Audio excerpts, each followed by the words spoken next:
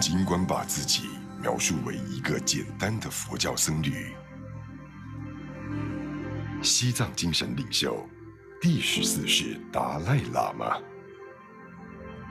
一直被称为当今世界上最有影响力的人物之一。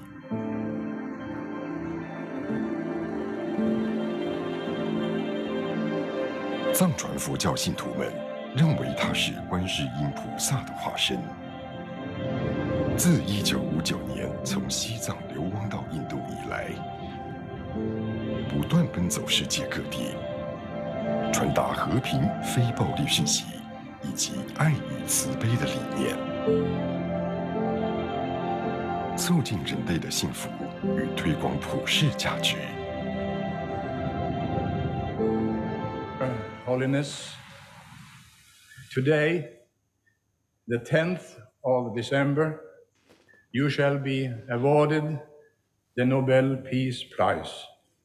And I think it is a matter of significance that this day also is the birthday of the United Nations Declaration of Human Rights. Could anything be more appropriate than to celebrate this day by giving the Peace Prize to you, to a man now recognized all over the world as one of the most prominent spokesmen for the human rights as the very foundation for a true, just, and lasting peace. And accordingly, I now call upon Your Holiness, the 14th Dalai Lama. Will you please enter the podium and receive the Nobel Peace Prize for 1989 with a gold medal and the diploma.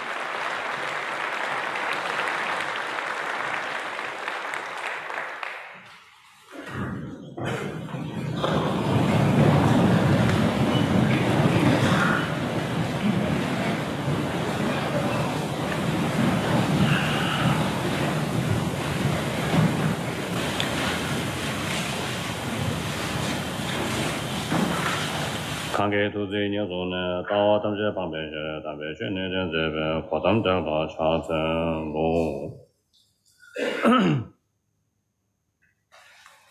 First, let me say a few words in Tibetan.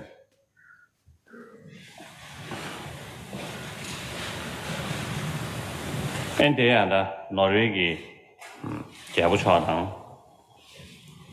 Ane, Nobel Shidi Chage, ane, 抽中聪明了吧？ ane 切着我们很简练，需要的啊。ane 拍抗争的讲的， ane 下届给了， ane 确记得，他把那把三届呗，那个特别其中哪的届呗，那是到南极宁部，东宁宁就送到这个到南极了呀。 就说是我那啦，就现呢，特别他呢2年前，没了那样，抗辩这边的话呢，就他碰到前头有点就打，那两个他把讲到来到那么个但这mixation 有的呗，那抗争中的，那这个电视电对地的这呗，他谈到了呀，这个학생如果追逐，这个国党那么，他是抗用团呢，这个胡大把他抗用军是主权的，这类型的他没这个呀，对的，시대 차가 지금 년다체 뜻이 다들 타바데 말 개경은에 지다 시지 지 뽑아게 지 시우지 가고 중라 지금 전부 디가를 요때에 뭐냐라 지금 단단배다 시디다 참절이야 내가 요때에 지금 상황을 근데다 가고 연구를 삼았지 그렇지 신내수 차버리 아니 근데 인도산에 3월에 두 시에서 쉬야 직당 애는 더려야 되는 주디 별 미만게 장된게 다 탑주 쉐베데 그다음 뭐냐라 지금 점림 미만게 타네 야교여 되베 다 나바 세버지 전데 도스리 근데 인도 인도산에 지금 뭐냐라 다동이나야 지금 말아줘야 지금 루주 타네 여되베 탑다 그다시 댐바 타세 다 지금 용유 용퇴하게 라와다 나라미 열라 디디정야 제도 말행면에 다들 편제 강용 지유 제반의 시세는 마음발이나야 다시 대베타 센 뭐냐다네 다시 잠불린 심무 디가나 뭐냐지다 시디지다 지기지리야 자스미 되어지다 지기지리야 라람 시리차게 되어 디디지다 다시 디기기 니마들 대베 잠불린 중나산베 나람 개비가 배주다라 차이 도체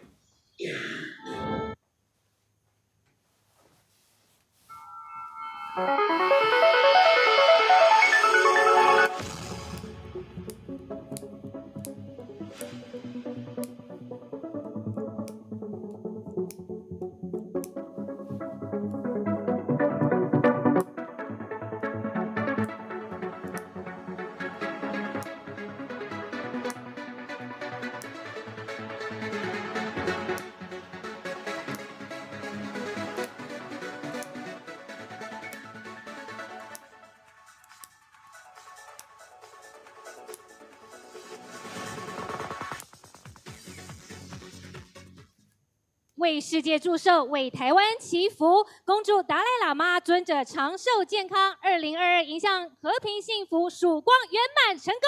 我们再次非常谢谢我们啦啦队，我们带来精彩的演出，再次非常谢谢。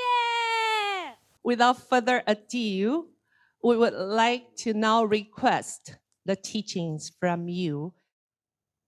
Firstly, I would like to express my greetings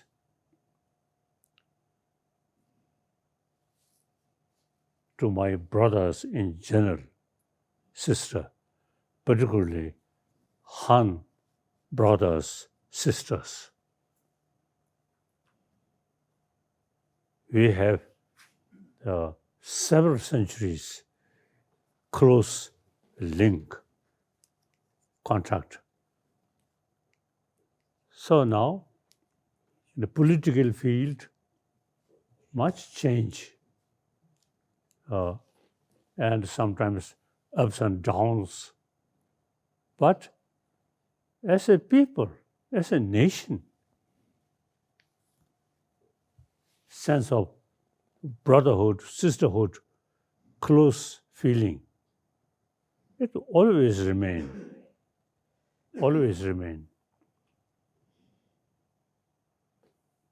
So now,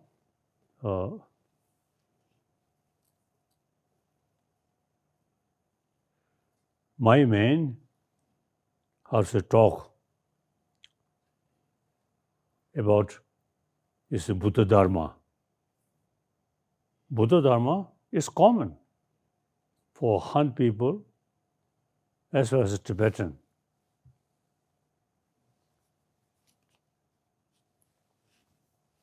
When I visit mainland China, there are so many temples, so many Buddhahood, Buddha statues. So we have some, besides as a neighbor, brotherhood, sisterhood, beside that, they religiously very close. So I'm very happy having this opportunity to talk.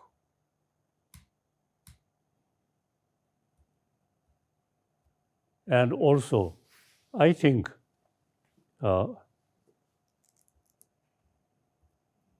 because of recent the political sort of ups and downs, so people, in the eyes of people,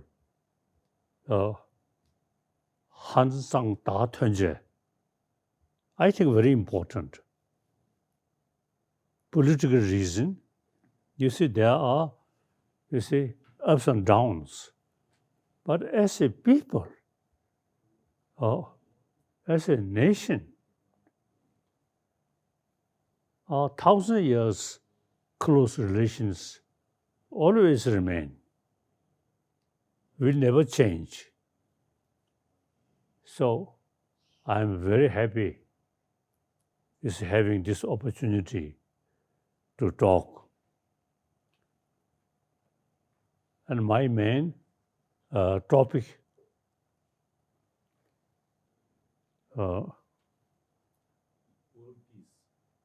world peace through compassion.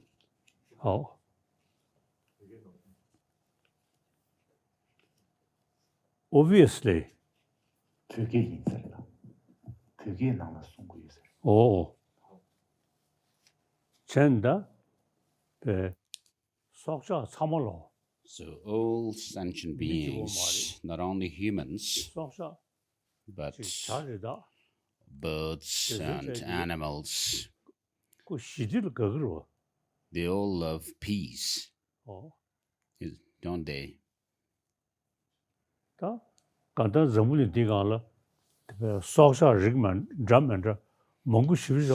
there are many different species of animals and sentient beings in this world. And amongst all these different species, the most naughty beings are the human beings. But that doesn't mean that the innate nature of human beings are bad as such. But we have this marvelous intelligence with which we are able to think through and think about different things. But this ability of human beings is being used as a tool of our negative emotions, these mental afflictions, and therefore we as human beings cause the most problems in the world. So the tigers and these predator animals, of course, eat meat, and they have fangs as well. So biologically,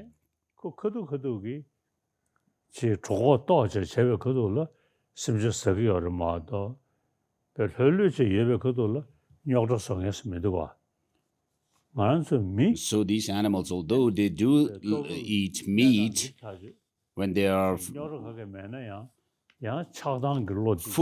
they do not harm other animals as such. But we as human beings, because of our emotions and using our intelligence, we are able to cause a lot of problems and disturbances in human society as well. So from that point of view, the human beings are the worst kind of sentient beings.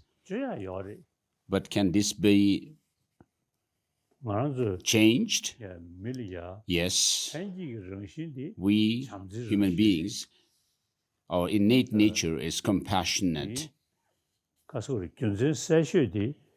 The clearest reason for this is right at our birth, we were taken care of or nurtured by our mothers with the mother's love and care, without which we cannot survive. And so, because of this, right from our childhood, this becomes the most important, the kind of the root of our happiness and well-being. But where we go wrong is, despite our compassionate attitude, compassionate nature, and because of which we love each other, what happens is, when we join schools, then there is not much talk about these human qualities of love and compassion in education system. And so, which in a way is dedicated to the pursuit of our own gains and the different distractions around us to create these. So love and compassion are not a matter of religion as such, religious belief as such, but if we want a good health and a peaceful state of mind, we need love and compassion. Whereas our desire or attachment and anger or hatred, when they arise in us, then they create anxiety and fear within ourselves. And so we need to understand that our disturbance in our mind is caused by our afflictive mental afflictions. So this intelligence that we have as human beings should be used to create the antidote or the counterforce to these mental afflictions. How do we do that? Is by understanding how these mental afflictions, the destructive emotions and so forth, attitudes arise in us. We need to go to the root of them. And these disturbances that we have are caused by our attachment, anger, and hatred. And so, for thousands of years in the Indian tradition, non-violence, ahimsa, and compassion or karuna have been practiced or taught. So even before the Shakyamuni Buddha, the historical Buddha, arrived or appeared in the world, these were there in Indian tradition. And so we as human beings have this natural trait of love and compassion within ourselves, and we need them. So when the different religious traditions came into being, they have taught us how to promote this trait of love and compassion within ourselves. So for many generations, people have thought about this.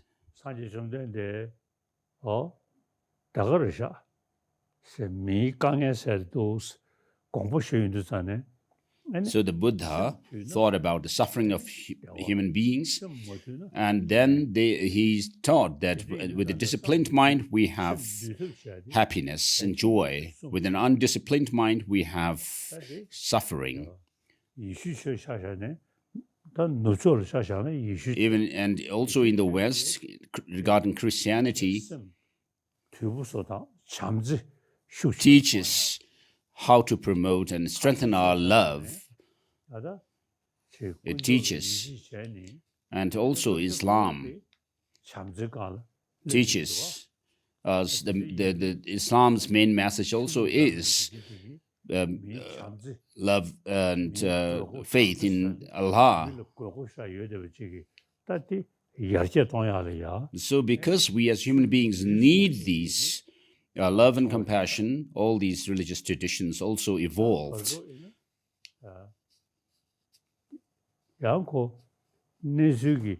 But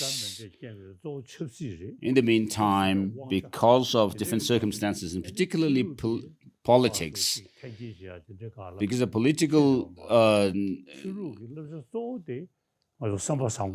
agendas, even religion has been used as a tool to fulfill people's some people's desires. But the main message of religions is that of love and compassion. So of course I have become a refugee living in India, and because of my practice, this anger does not arise in me. So Tibetans, because of the impact of the Buddha's teaching, and particularly as Avalokiteshvara, the Buddha of compassion, is said to be the embodiment of compassion,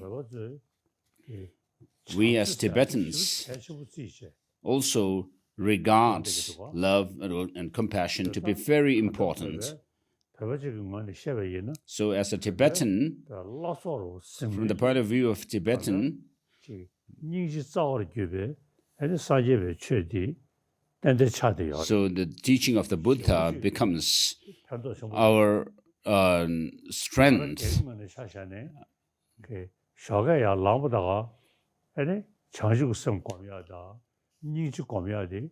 So as far as I'm concerned, right from the beginning, when I wake up, I pray for the development of love and compassion. And so within the Buddhist tradition that we have received, we have the profound view lineage and the extensive conduct lineage, as well as the great waves of the practice lineage. And so all these emphasize the practice of love and compassion, and bodhicitta, the altruistic spirit of enlightenment. And for this, Bodhisattvacharya Avatara by Shantideva is the most important text for the practice of bodhicitta. And so I do practice love and compassion because as we have the basic seed for these, we try to strengthen these through reasoning. As Shantideva says, if we do not switch our joys and happiness with the suffering of others, leave alone reaching Buddhahood, even in this samsara, we will not have happiness. So just as we ourselves want happiness and do not want suffering, all sentient beings are in the same boat, in wanting happiness and not wanting suffering. And therefore, it is very important for us to aspire and pray for their happiness. And so this is very clear what Shantideva says in this verse. So because of our extreme self-centeredness, what happens to us because of this is, we neglect the happiness of others. As a result, we do not have happiness as well. And therefore, leave alone reaching Buddhahood, even in samsara, this cycle of existence, we will not have happiness, Shantideva says, without switching our own joy and happiness with the suffering of others. And so, even in this world today, all the troubles that we face are because of this lack of love and compassion. And so, today, education, so even in this modern science today says that without peace of mind, without love and compassion, we'll not have peace of mind. And so they consider peace of mind as very crucial for us. And even in quantum physics, they say that things do not have any objective existence, independent objective existence from the side of the objects themselves. And similarly, those we consider as our loved ones or the enemies and so forth do appear as if they have some independent objective existence to us, but that way of existence is not there. And so our love, hatred, anger, desire, and attachment are our own projections, mental projections as well. So whether you are a believer in religion or not, love and compassion are very important. We must pay attention to this. And particularly from childhood, in the school system also, we need to teach, introduce love and compassion in our school syllabus. So for our physical health, the main factor to help that is our love and compassion. Whereas anger and arrogance and so forth do not help our health. They are disruptive to our health. And so we need to, we should know that these positive qualities, traits can be taught in schools. So regarding myself, in my life, right from the beginning of the day, because of thinking or reflecting on and practicing and meditating on love and compassion, I find my mind to be stable. And so bodhicitta is the main factor for that, for me. So of course, in Buddhism, we talk about the practice of uniting or combining method and wisdom. So without having, even though we may not talk about the principles of method and wisdom, or skillful means and wisdom, we can still talk to people, teach about love and compassion, the importance of love and compassion for oneself and others. And so as all religions teach love and compassion, and particularly Buddhism, and specifically the Nalanda tradition, use reasoning to strengthen or for the practice of love and compassion. The texts such as Bodhisattva Charyavatara and also Ratnavali, or the precious garland. And then we have also the text for the wisdoms, on the wisdom side, such as Fundamental Treatise of the Middle Way.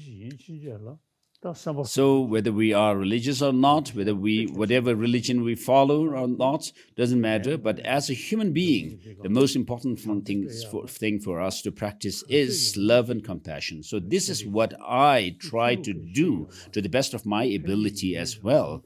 And we are not talking about, it doesn't concern religious matter as such, but for peace of mind, these are the main factors. Love and compassion are the main factors for that.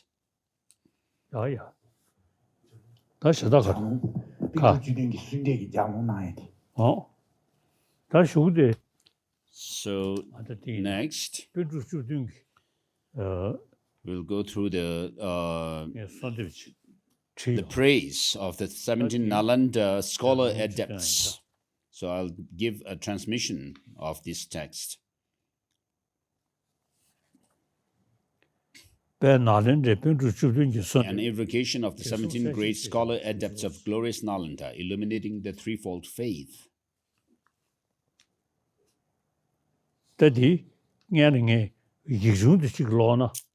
So first I'll read the colophon to this text, because there you find the reason, the key main reason or point why I wrote it. Thus, the foremost sages of the noble land of India, as mentioned above, has composed numerous excellent, meaningful treatises that grant insight to those who think critically about the profound and vast teachings of the fully enlightened supramundane victor, the Buddha. To this day, even after nearly 2,500 years, 50 years, have passed, those treatises survive intact for us to study, contemplate, and meditate on. Therefore, I'm grateful to those masters who were the cream of sages and aspire to follow them in my practice with unflinching faith. At the present time, when the world has made great progress in the fields of science and technology, and we are distracted and preoccupied by the hustle and bustles of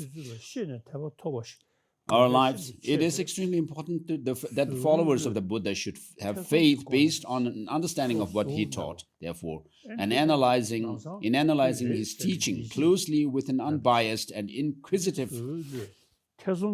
mind, so not just believing right away the teaching of the Buddha, but with an unbiased and inquisitive mind, seeking the reasons that underlie them and developing faith supported by an understanding of those reasons.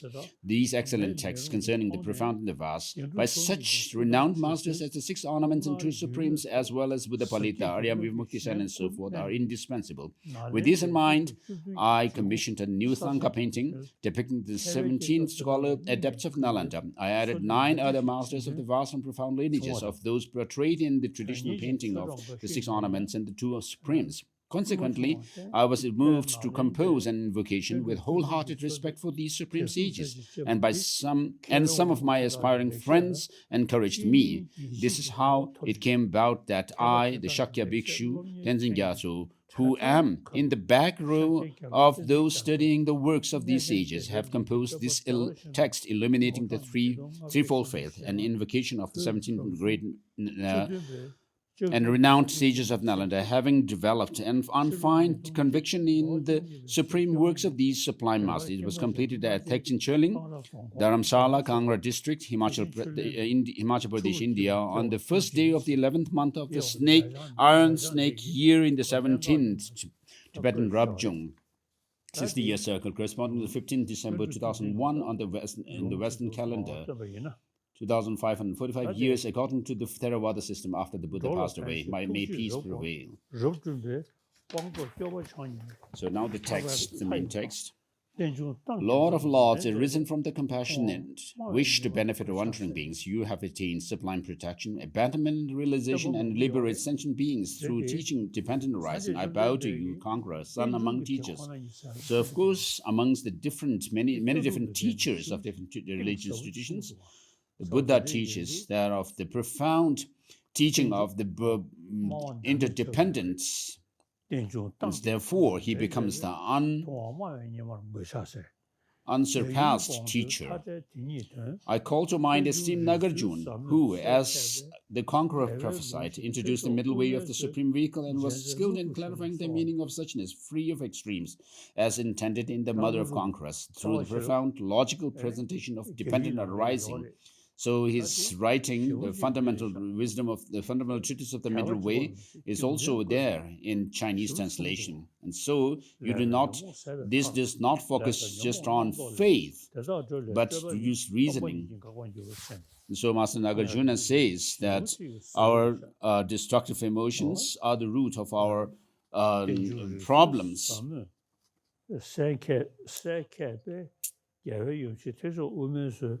Next, I call to mind the Bodhisattva Aryadeva, his principal spiritual son, the most learned and accomplished, who traversed the ocean of Buddhist and other philosophies, who is glorious crowning jewel among all the holders of Nagarjuna's treatises. His 400 verses is an excellent text. Aryadevas. I call to mind esteemed Buddha Palita, who clarified the ultimate meaning of dependent arising. So the ultimate meaning of dependent arising, thought of the Supreme Nagarjuna, essential points of the profound existence as mere designation and name. So this phrase, mere designation and name, is very important to understand, because what appears to us when we see things as if they have some objective existence.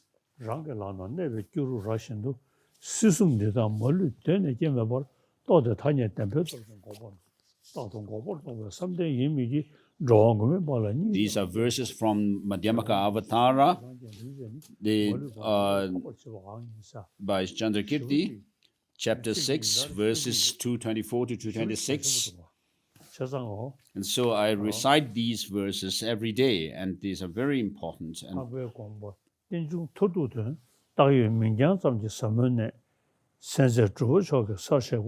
And has ascended to the utmost state of accomplishment.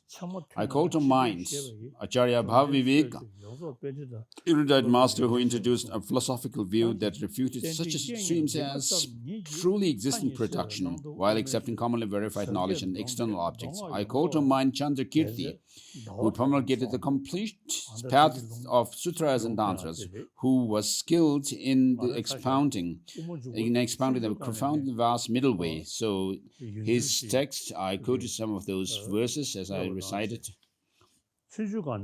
So right from my childhood, I memorized this Madhyamaka Avatara, is entering the middle way. But as I grew up and I reflected on his text, I really find it very important and a profound text. In the 3rd chapter, he teaches that if you have anger, anger will change your facial expression as well.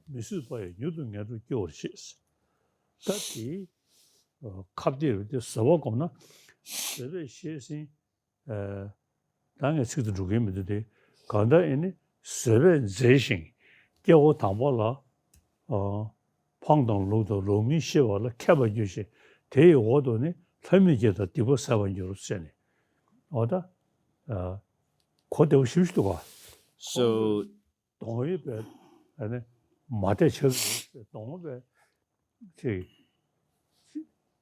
지금 자사고로 그리치가 세베네 공주사대배 미기 동디 so however a person tries to be nice, if he or she is angry, it changes his facial expression as well.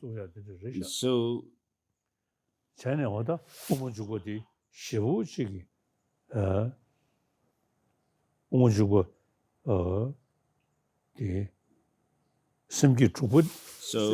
verse number 7 of 3rd chapter that His Holiness recited says, wrath disfigures your face and leads you to what is unwholesome, and so forth. And so in this Madhyamaka Avatara, there's also teachings on the other perfections, such as patience and so forth.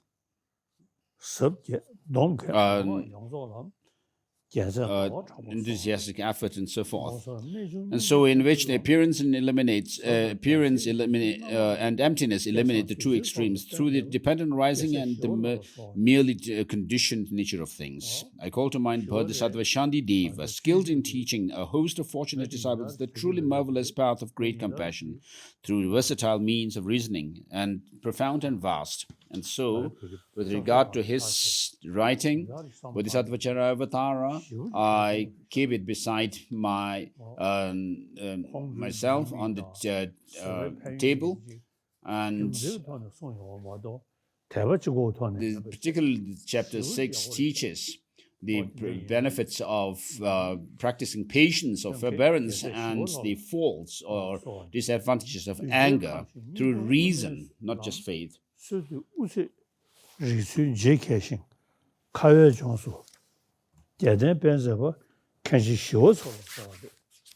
Next is Master Shantideva. I call to mind great Abbot Shantirakshita, who introduced a non-dual middle way to suit disciples' mental dispositions. So he was a Madhyamaka master following the Savatan Yogacara Madhyamaka system. So he was very kind to the Tibetans. So first, in the 7th century, Songtsen Gampo devised the Tibetan script newly, and then during Chisung Detsen's time, later,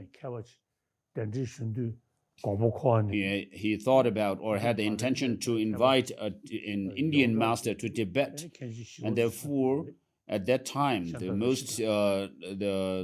renowned scholar of Nalanda monastic university was Chandarakshita, the great abbot.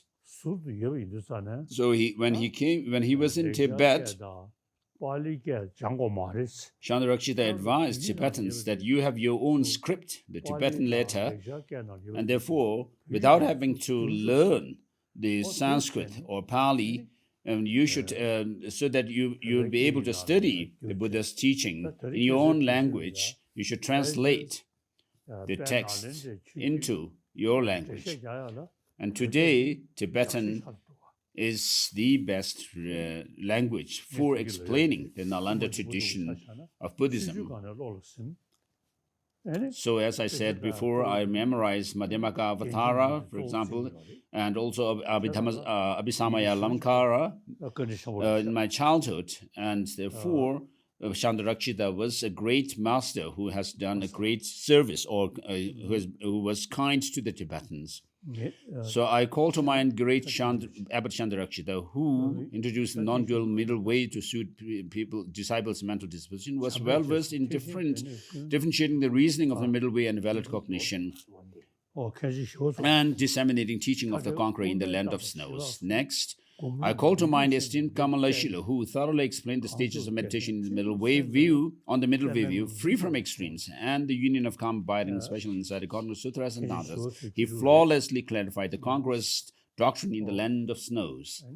And so he was a student of Master Chandarakshita, and so he clarified the teaching of the Buddha in the land of snows. And next, I call to mind esteemed Asanga, who Maitreya inspired and looked after, who was the adept in disseminating all Mahayana discourses and revealed the vast path, and the conqueror, as the conqueror prophesied, blazed the trail of mind only. I call to mind esteemed Acharya Vasubandhu, who by maintaining this system of 7 treatises of Abhidharma,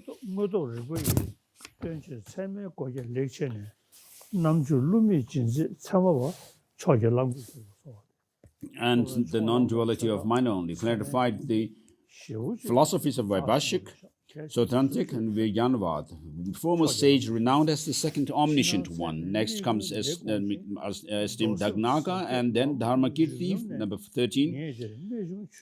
They were very great teachers of logic and epistemology. So I call to mind the esteemed Dignaga, the logician, who gave us the discerning insight of the discrimination by thoroughly opening 100 doors of logic to reveal the system of Buddha's scriptures through empirical reason. I call to mind esteemed Dharmakirti, who fathomed the vital points of Buddhist and non-Buddhist modes of logic, granted conviction in the vast and profound paths of Sautantric and Chittamatra through reasoning, and was adept in expounding the marvelous ways of Dharma. I call to mind esteemed Vimuktisena, who interpreted the perfection of wisdom that came from the Asanga brothers in accordance with the middle way, free from the extremes of existence and non-existence, and who lit the lamp illuminating the meaning of the ornament of clear realization. I call to mind esteemed Haribhatra, who clarified the 3 mothers, supreme perfection of wisdom of the scriptures, in line with Maitreya's pith instructions, and who, the conqueror prophesied, would profound the meaning of the mother. I call to mind esteemed Gunaprabha, excelling in stability and learning, who integrated the intentions of hundreds of thousands of categories of Vinaya, and in accordance with Mula Sarvastivada, thoroughly and unmistakably explained individual liberation. And then the next verses.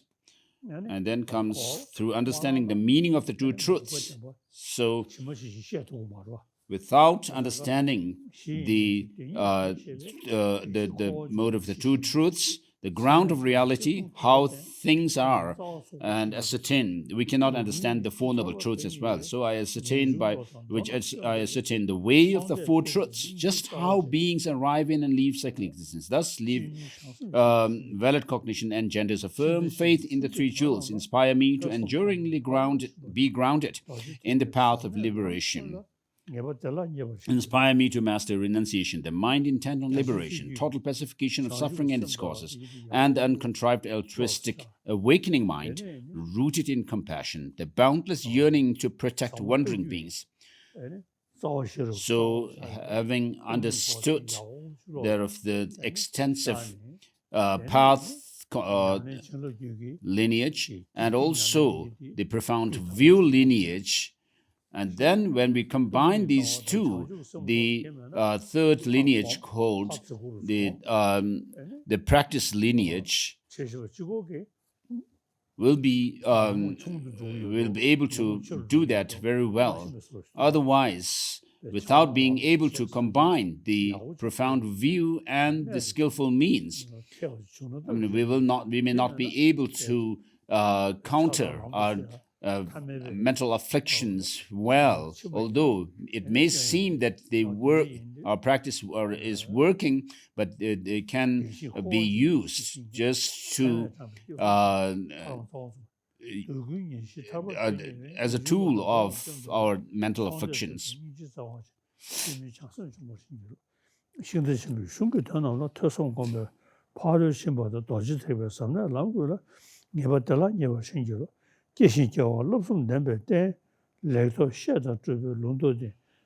So, verse number 23, may I in successive births perfectly obtain a human life endowed with the three trainings, and serve the doctrine as the great pioneers did, by safeguarding and promoting scriptures and insights through explaining and practice. May all Sangha communities be strengthened by noble, learned practitioners who devote their time in hearing, contemplation, and teaching and practice, and have totally given up long livelihood. May this whole wide world forever adorned with such beings. Due to these invocations, traversing all grounds and paths of Sutras and Tantra, and quickly achieving the state of omniscience, conqueror that spontaneously fulfills two purposes. May I work for the sentient beings as long as space endures. So, with this, to my Taiwan friends, Dharma friends,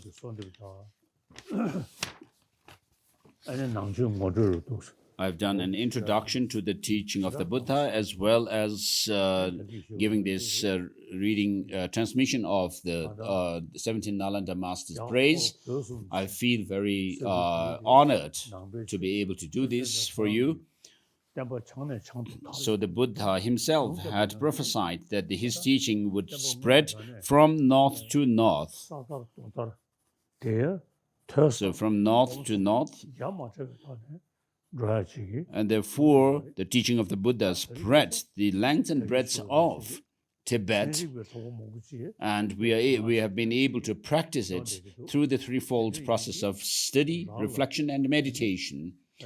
And therefore, we have this very extraordinary treasure, heritage.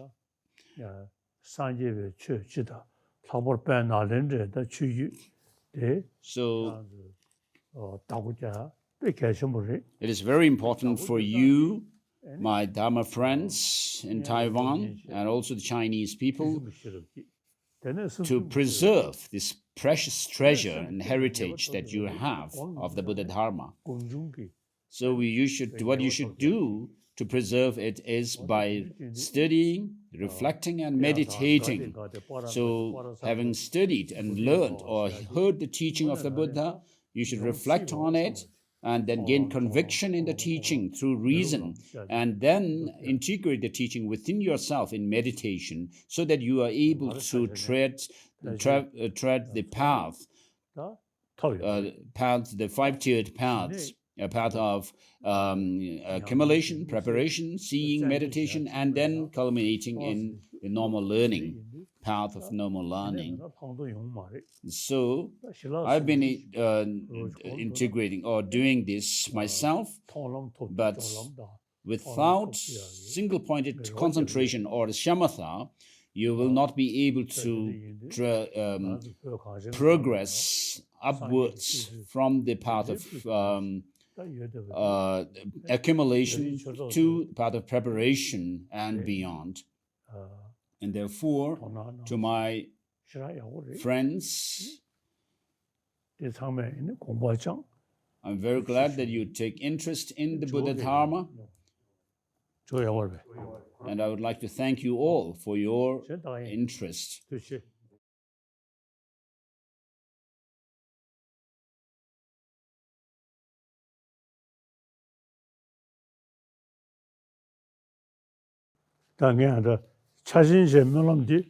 So what I pray usually, I say this, may this Dharma be revived where it has once spread and declined, and may it spread in those places where it has not reached yet.